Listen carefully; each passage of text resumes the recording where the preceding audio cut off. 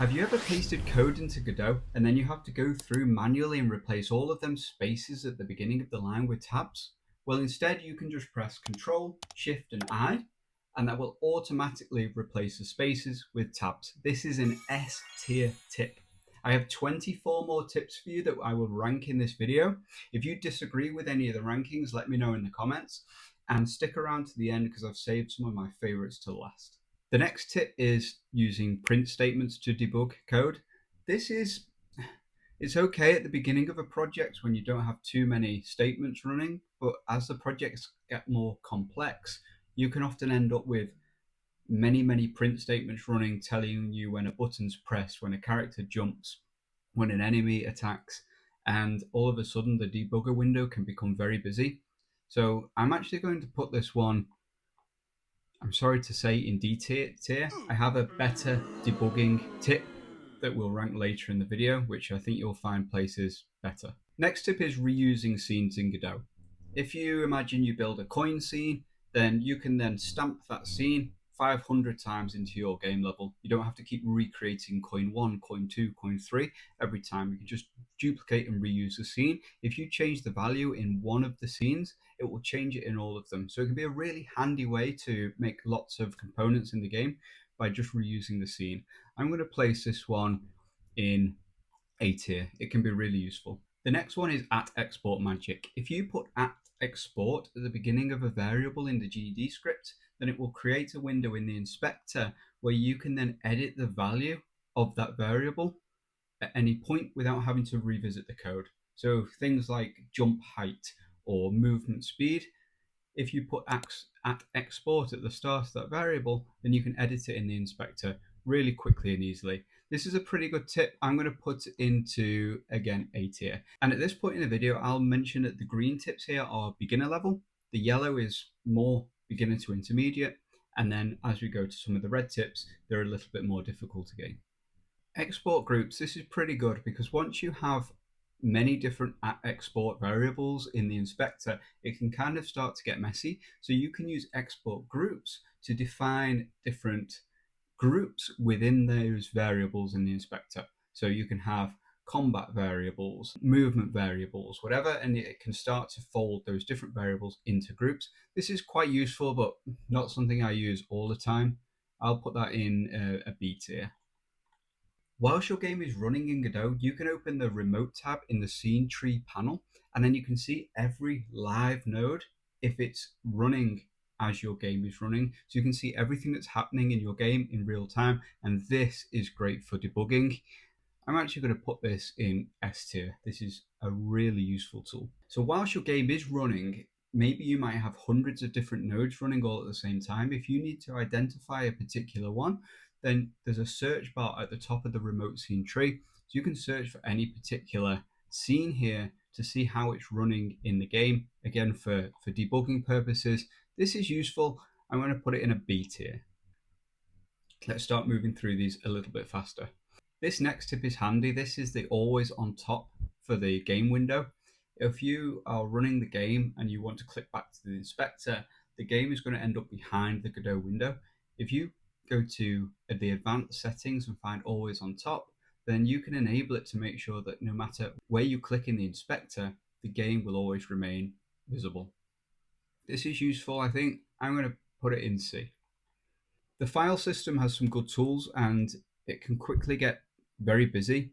If you want to right click on any of the files, you can save them as a favorite and then they become immediately accessible and visible at the top of the file tree structure.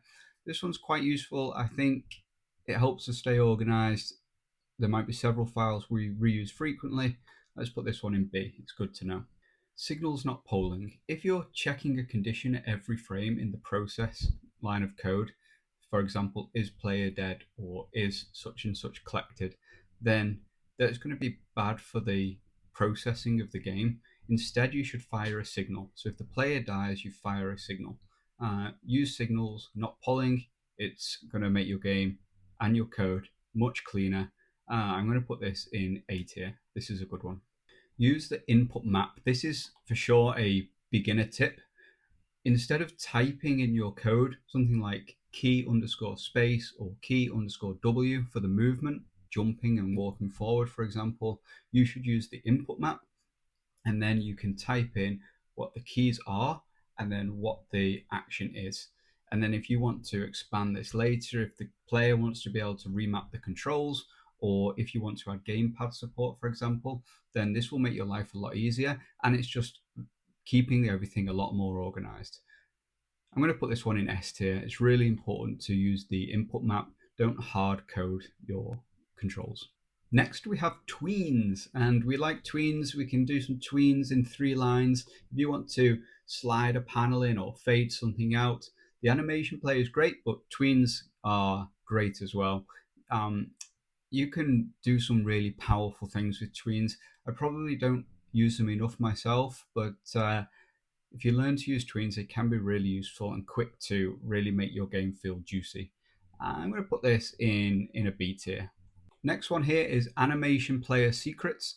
The animation player is probably more powerful than most people think. You can animate practically anything, whether it's the visibility, the scale, different keyframes for all sorts of things across all sorts of different nodes. And you can even do a method track where you can call different functions at some point in the animation. The animation player is just beyond powerful, and you should use it as much as you can. I'm going to use the animation player secrets tip as an A tier. Okay, we're getting towards some really good intermediate tips now, so I think you'll enjoy some of these, but first let's clear out these last 2 beginner tips. The audio randomizer. If you've got something like footsteps in your game or attack audio, then instead of just using the audio stream 2D player to have the same sound every time, you can change the pitch, you can change the volume, and then the audio will sound much more realistic. If every footstep sounds slightly different to the player, it's going to sound a lot better than every sound just being exactly the same on repeat. Let's put this in A tier. The next tip is to use rich text labels. The rich text labels, if you can use this instead of just the standard label node and then turn on the BB code as well, then you can use many animated effects. You can get different text formatting. You can get things like wave text, shake text, rainbow text. And it all requires no additional code as well. It's all within the function of the node. This is pretty good. It adds some variety to the game. Let's put this one in C tier. The next tip is group broadcast.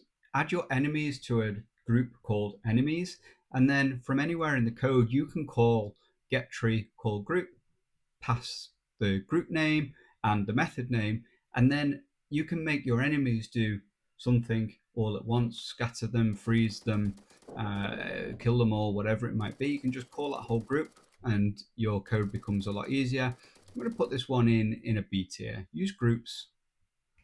Node syntax is really important. If you call getTree and then specify the exact location of the node within the scene tree, then if you later on reorganize the scene tree, then it will break the code.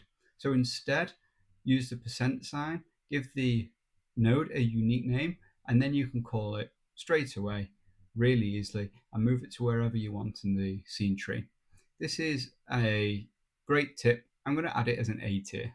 Call deferred. Now this one is a great one. I learned this from my main man Firebelly. And if you're inside a body entered signal, for example, and you try and queue free the node, then Godot will throw an error to you.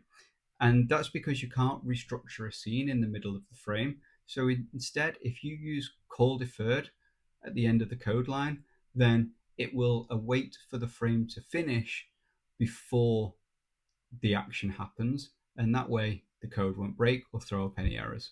Call deferred is really important, and you should try to learn about it. It's an A tier tip for me. Layers and masks. Now, layers and masks in Godot can be so confusing, and if you imagine a layer is what the body is, and then the mask is what it detects. So if you have a bullet scene, for example, and it collides with an enemy on the mask 3, then they collide. But get it wrong and the bullets are just going to pass straight through, and you won't understand why that's happening. So you can go to project settings to layer names, and then you can start to name your layers and masks with sensible names so you understand what they are, and then that makes this whole thing and the collision a whole lot easier to understand. This is a super important one, and I'm going to put it in S tier. Some of the next tips are the ones I'm most passionate about, and version control is a really big one here. Use version control in your project. If you don't, you're opening yourself up to the possibility of a corrupt game file, and you will lose everything. So use version control. If anything goes wrong, or if you need to change anything and then roll it back, then you can do, and there's no harm done. So this is an S tier for me. Learn to use version control. It's a super important tip, and you will be thankful that you did. Here is another super useful tip, and it's to use inherited scenes. Imagine you've made your enemy zombie, and now you want your fast zombie, your tank zombie. Rather than having to recreate new scenes or duplicating it and risk ruining the original scene, you can use an inherited scene. And then when you change the values to make the enemy unique, you don't change the values in the original scene either, and then you have your own different enemy variation. I'm going to put this one as a B tier. Node state machines, this is one of the most important ones to me. I found in my early projects, my player nodes in particular would end up having so many if and elif statements to understand what movements the player was doing. And as I added more movements to the player, then it became more and more complex and more difficult, and to the point where I almost felt like I'd have to start over. And the solution to that is using state machines. That way, each movement state of your player is a child state with an enter and an exit function. The parent node just calls upon the correct state depending on the character's movement. So if the character's rolling or jumping or attacking, wall sliding, whatever, it will just call the correct function at the correct time, and it will carry out the animation or whatever you want it to do before it moves to the next state. It's a lot cleaner and it's a lot more scalable. Node state machines for me, this is an S tier for sure. I absolutely couldn't live without them. The built-in profiler, this is a useful tool for when your game starts slowing down. If you're working on a bigger project, you can run the game and the profiler will rank and tell you what is happening in the game, what is slowing it down, what is taking up a lot of the process and the frames. This is really useful for debugging. I don't use it super often. I'm going to put this one in C tier. It's useful and it's good to know it's there. And our last tip is remote for bugs. If you've got a mysterious bug and you've no idea what's happening in the game, then open the remote window whilst the game is running, and then you can watch the values in your inspector change in real time. This can help you identify maybe some bugs or what's going wrong in the code. This is a useful one. I'm going to put it in B tier. And maybe there's one last tip that is not on here, but the tip is like the video, subscribe to the channel, and I'll see you on the next one. Thanks.